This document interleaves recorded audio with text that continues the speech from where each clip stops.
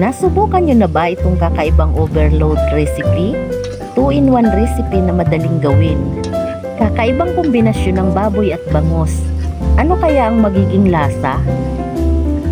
Kung nais nyo itong matutunan ay panoorin lamang ang buong video. Tara't magsimula na tayo. Step 1 ay ready muna natin ang ating mga sangkap na ating gagamitin tulad ng kalahating kilo ng baboy, talong,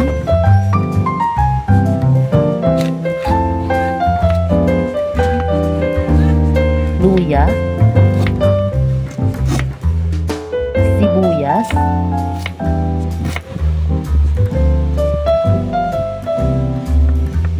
bawang,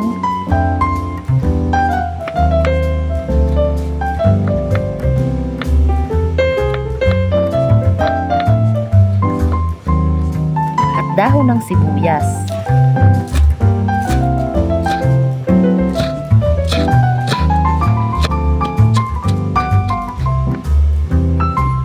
Pagkatapos ay hugasan ng isang buo o kalahating kilo ng bangus sa suka upang mawala ang lansa nito at mabawasan ang pagtalsik ng mantika kapag ipinrito ito.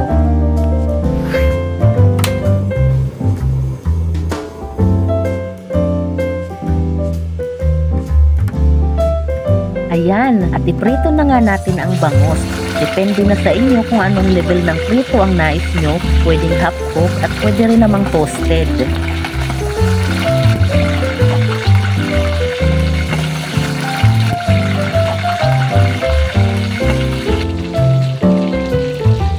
Takpan natin upang hindi magkalat ang mga tumatalsik na mantika.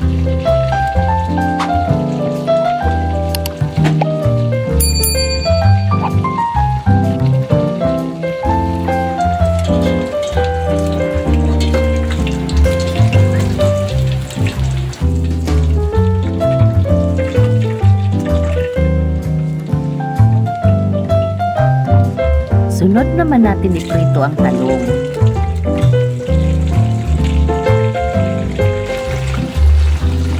Pagkatapos ay pakuluan sa kaunting tubig ang baboy hanggang sa magmantika ito.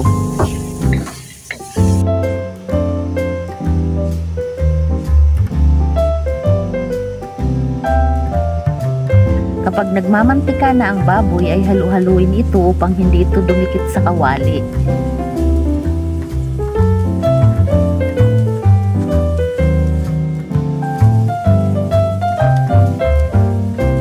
Pagkatapos ay mag-isa naman tayo ng bawang,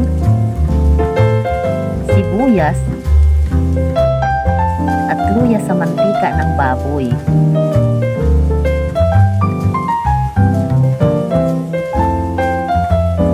At saka ibuhos ang isang purong gata ng nyog.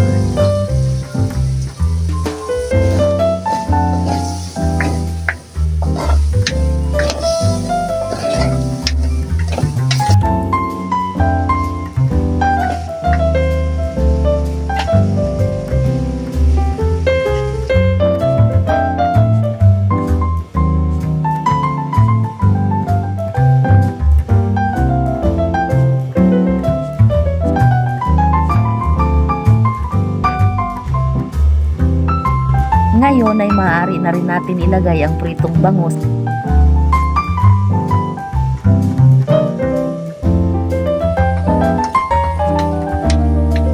at saka ng ating talong, siling green at siling labuyo.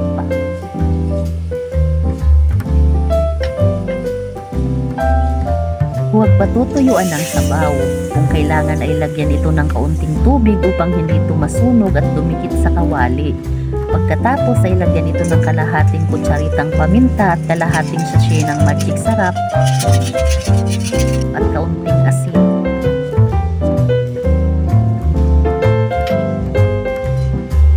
Halu-haluin ito hanggang maluto at saka hanguin.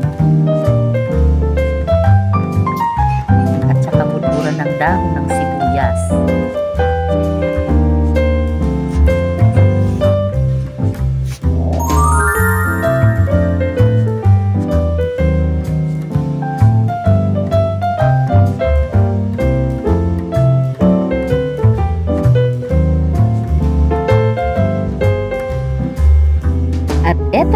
ating finished product, ang ating ginataang pork bangus overload. Kaya kung nagustuhan ninyo ang video na ito, ay huwag kalimutang mag-like, mag-subscribe sa ating channel at pindutin ang notification bell upang maging updated sa mga susunod pa nating mga video. Salamat and thank you for watching!